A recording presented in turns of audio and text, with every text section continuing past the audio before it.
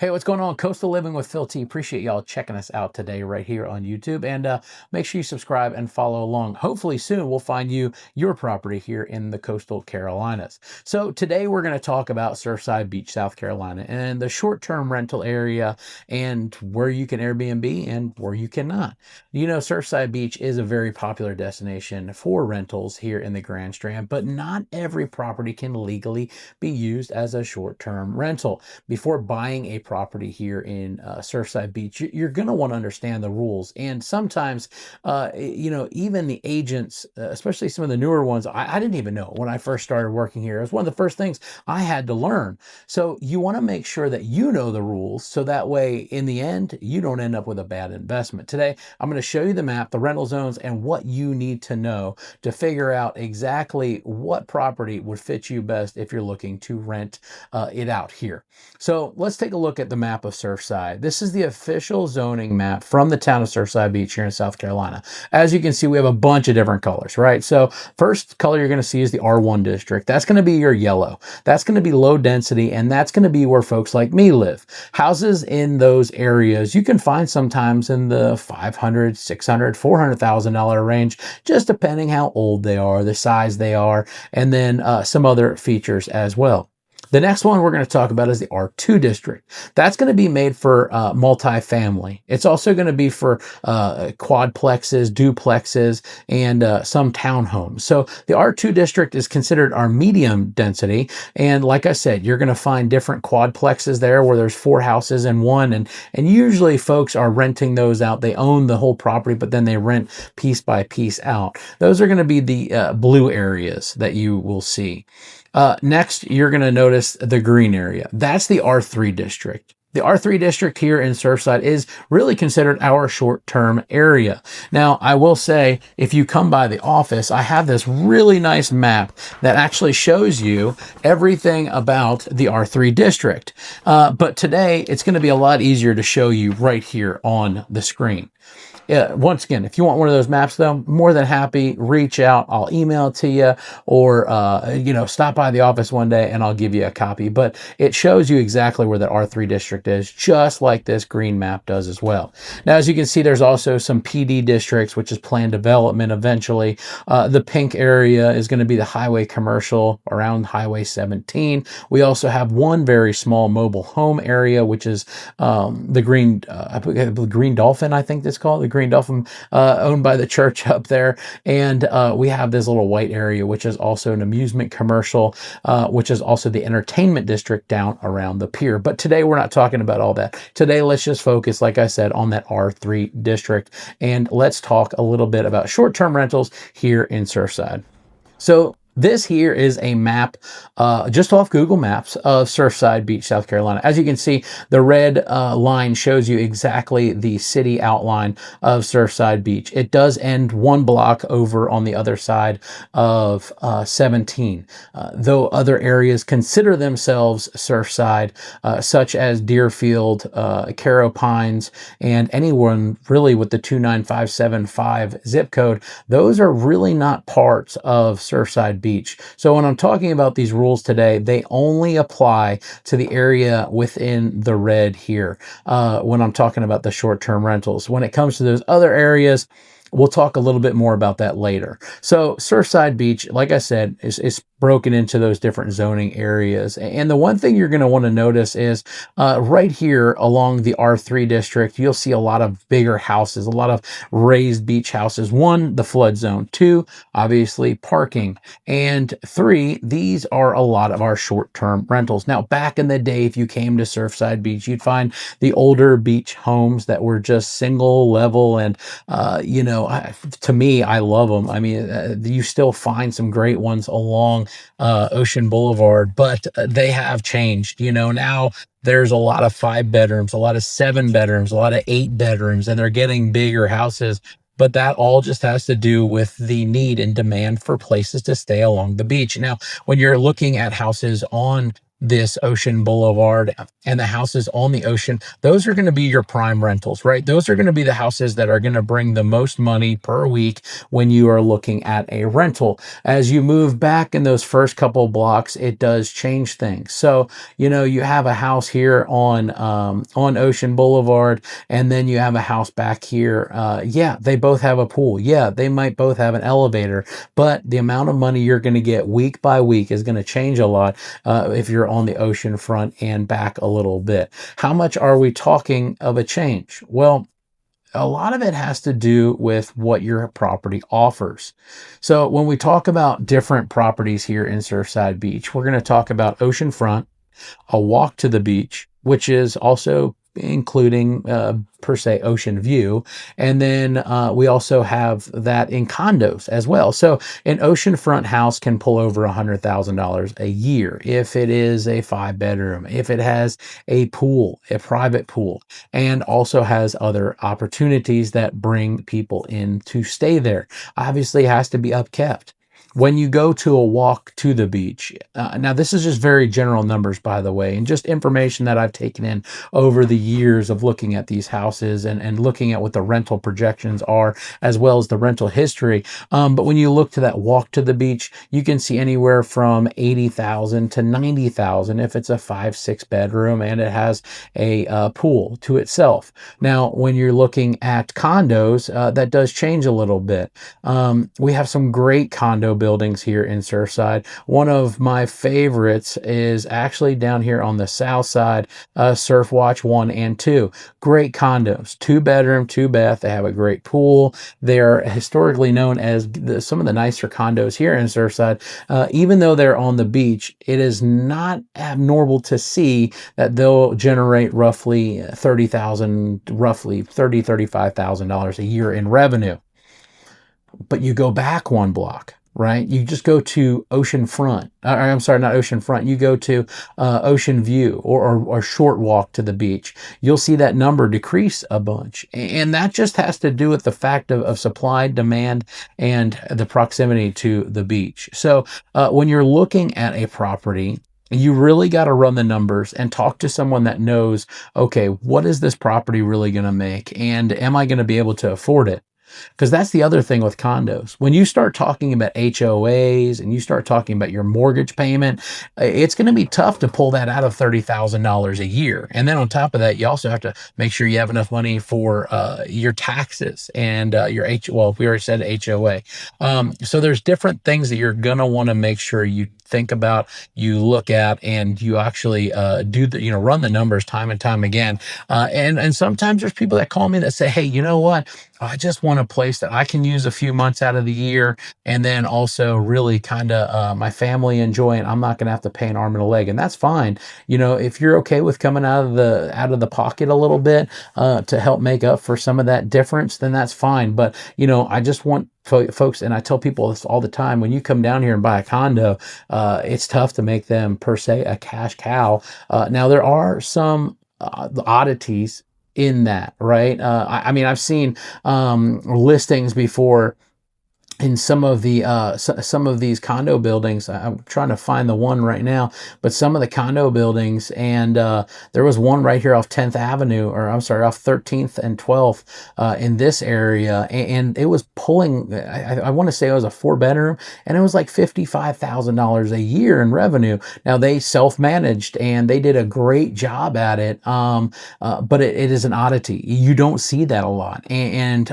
it was awesome that it was marketed that way. But you have to be understanding and know exactly what your property is going to bring in after you make it. Because the last thing you want to do is buy it thinking you're going to make all this money and then call me a couple weeks later or a couple months after summer and be like, hey, we didn't make enough money, we got to sell. You don't want to do that. So make sure you do your research. Look into everything that you need to make this property profitable. And like I said, if you want it to be profitable, make sure you understand your costs, especially when it comes to HOAs. When you come to houses, the nice thing is there's a lot of houses that do not have HOAs here in Surfside, but you're looking at a higher price point, which brings up another thing. what does it cost to have a house in the R3 district compared to the R2 district compared to the R1 district. So this right here is just a simple map off the MLS of every property for sale right now in Surfside east of 17. We're going to look back here at the R1, R2 district, right? So back here in this area, as you can see, houses are in the 5s, 6s, 8s. But then as you get closer to the ocean, you're going to see these numbers get higher. You're going to see, houses in the 1.2 million, 1.4 million. Now, some of these houses, brand new houses, beautiful homes, and well worth every little bit. But as you can see, they're going to be more expensive. This is why the zoning in this town is so important, especially if you want to live here full time. Because if all the houses in this area were able to be rented, then the prices of them would be a lot more. It's just that simple. So luckily, there are rules in place when it comes down to the town. Folks ask me quite often, if I buy a house in the R2 district or the R2 district or R1 district and I rent them out short term, what could happen? Well, it's pretty simple. The town will find out about it, and they could fine you enough to make it where you're not going to want to even try to keep renting because the fines are going to keep showing up. You also want to get a business license if you're in that R3 district. And the reason is that they want to make sure that you're doing it properly. It's one of the things the town is always talking about is the business license for the short-term rentals. You also want to make sure your insurance covers short-term rentals. You don't want to find out you don't have the right insurance, because the last thing that you're going to want to do is have to pay out on some kind of lawsuit. So make sure you do your due diligence. Make sure you do your research and figure these things out. I want to talk about one more thing because I see it a lot. Now, there's a lot of great houses along Surfside, a lot of awesome rentals. But I will tell you the one thing that happens during summer. Now, I wish this picture was taken during summer, but you have some of these big old beach houses that are great. Now, the one thing that happens all the time is parking, right? So you'll have someone that has a house on the corner and they'll park, they'll park in this area here. Let me see if I can get my pointer out right here quick. I wish I could show like little cars, but they'll park in this area, and then they'll also park in this area. Well, you're okay here in the driveway, but you cannot park right here. So Surfside has a parking. You also can't park right here. So, just because there's grass, I know some towns, as such as like, I think Folly Beach, Isle of Palms, you're good to park in certain areas as long as all the tires are in the grass. Well, Surfside doesn't follow that rule. Surfside has very particular parking areas. So that's something you always want to make sure that you follow the rules of. Even golf cart parking, like right here, or even right here, you cannot park there if you don't pay.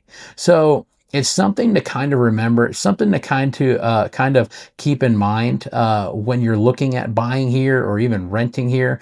These are things that do affect people's stays. A parking ticket could really ruin a vacation or at least upset someone. So you always want to make sure you at least tell your guests, but also have the understanding yourself of the parking requirements here in town. So just think about it. So though we've already talked about the income and the differences of being oceanfront and even back a few blocks, here in the Surfside area, I think it's important to also understand that this is a very seasonal market. And when I say that, May can be busy. I'll tell you what, we'll start in the beginning of the year, right? So January, we have some folks that come out for New Year's Eve, which is great. You'll see a few houses rented here and there, a few condos. And then, of course, we have our snowbirds. But then as we go through the year, we get into spring break. Spring break is absolutely crazy down here. I'm telling you what, anywhere in the beach town, I think the whole thing about it is everybody comes here and they all come for spring break, which is the same like 2 to 3 weeks. And they're all just here at the same time. I mean, you try to go to restaurants and it's packed, but when you look at the seasonability here on your investment, these are going to be the demand times. So you're going to spring break and then it's going to slow down again through May. Now, obviously we have the bike weeks, right? We have the spring bike week and the fall bike week, which also helps bring folks in here. But then really your main focus for a short-term rental in this market is going to be your summer months. It's going to be late May May, definitely June, July, and then August it starts really kind of ramping back down again. So when you're looking at a rental, you want to understand that those are the times to make your money. You're not going to want to use the property during that time. And that's not only just here in Surfside, that's anywhere. So you always want to keep it, keep that in mind, especially as you're going to go ahead and plan either using this house or even just when you're going to make your money. Also important to have a great management company. Of course, I work here at Surfside Realty, so I'm a huge fan of them. We have such a great team here from our owner reps, our owner, I don't even know what to, Christina and Caitlin. They're absolutely fantastic with all our owners. And then everyone in our maintenance department, awesome. Everybody in housekeeping is remarkable. So it's important to have a great management company and talk to them about what they charge. So that way you understand what exactly out of that revenue you'll be paying. We also help you maintain your property here at Surfside Realty, but your property is going to need more maintenance. The closer you live to the ocean, the closer your property is to the ocean, the more it's going to cost to maintain. And that's something I hate telling people. I really do, because let me tell you, I love selling oceanfront houses. It's great. But even just being right here on the ocean compared to second row, I'm going to say you're probably going to see at least a 50% reduction on maintenance, just having the salt air kind of blocked to that second row. Now, as you go back into the first blocks or so, you're going to see that amount of maintenance, the costs go down remarkably. Now, I will say, being in a coastal town, any property, you're going to see a good amount of maintenance. So something just to kind of keep in mind and definitely be prepared for. Things like light bulbs or anything that's metal, HVAC systems, roofs, all these things last just a little bit less down here at the coast. So make sure you are ready for it. The wear and tear as well on the rentals. Some of these bigger beach houses just get beat up a little bit more because of the amount of folks that are staying in them. I mean, you got a 5-bedroom house, you're going to have probably 10 to 12 people at least staying in it, depending on your arrangements. You're going to have wear and tear on the property. So be ready at the end of the season to go through and at least have a deep clean done and have some maintenance done. A beach house can be a great investment, but you have to buy the right house in the right location. And luckily, right here in Surfside, we are so happy to be right here in the town of Surfside, the heart of Surfside, and also with the great experience that our company has had being around for over 60 years. I'm just blessed to be part of this and actually be part of the knowledge of it and learn so much from these folks around me. It's been absolutely great to learn it and be able to share this information with you. So if you're looking to buy a rental here in Surfside, don't just ask, is it close to the beach? You got to ask, can I legally perform the way I need it to? And is it going to perform? Because just because you buy that oceanfront condo doesn't mean it's going to be a huge money maker, or just because you're going with the cheaper condo back a little bit doesn't mean it's going to make huge money. So I did mention that we're going to talk a little bit about Deerfield Plantation and on the other side of 17. So as we've talked about before, this area here is Deerfield Plantation. Well, actually, let's just say this area kind of right here is Deerfield Plantation. This area over here is more like Carapines, and then you have different neighborhoods that are broken up in that. Now, folks ask me all the time, and they see it online in different types of, marketing, that the houses in this area, well, they have a Surfside Beach address. So why can I not rent over there? Well, everybody uses the 29575 as a Surfside Beach address. Really, you're in the town of Myrtle Beach. If you're not within this red box, you then have to follow the rules and the laws of Horry County by themselves. And that's Horry County's jurisdiction. That has nothing to do with Surfside Beach. What you're going to want to look for there, though, is the HOAs. There are certain HOAs that do not allow you to short-term rent. There are a few that you can short-term rent. So if you're looking to buy something in those areas, whether it be a condo, whether it be a house, you want to make sure you check the HOA documents. And that's something you want to do anywhere, not just here in the Surfside Beach area or the Myrtle Beach County or Horry County area, but any area that you're looking at buying a short-term rental. Always make sure that you're checking the HOA docs so you know exactly what you're going to end up having to do if you want a short-term rent. Some will only let you rent month to month. Some will only allow you to rent 7 days, which means you can't do the shorter stays. That's going to affect all kinds of different metrics when it comes down to money. So just something to mention. I'd love love to talk to you more about that. Like I said, I do know of a few houses over there that do rent, and they do rent pretty well, because some of the houses over there you can buy for a cheaper price, under 500,000. But you also have to find a management company that's willing to manage over there, and you're also going to have to find a you're also going to have to price it competitive, because now whoever's staying over here is going to have to cross 17 to get to the beach, and so they're not going to want to pay the premium that you're going to see over in Surfside. Just a few things you're definitely going to want to think about when purchasing over there. Just want to touch base real quick on Garden City. A lot of people come in the office and they're looking at either Surfside or Garden City, and a lot of that has to do with the fact that Garden City is literally a continuation of Surfside, or vice versa. When you're looking at Garden City, it is literally this area right here, and you'll literally go right from it goes down past even the map, but you'll literally go right down Ocean Boulevard, and it'll turn into Waccamaw Drive, right? So that's the start of Garden City.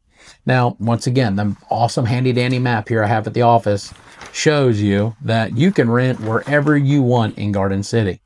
And the reason that is, well, you're in a area of unincorporated, it's an unincorporated area of Horry County.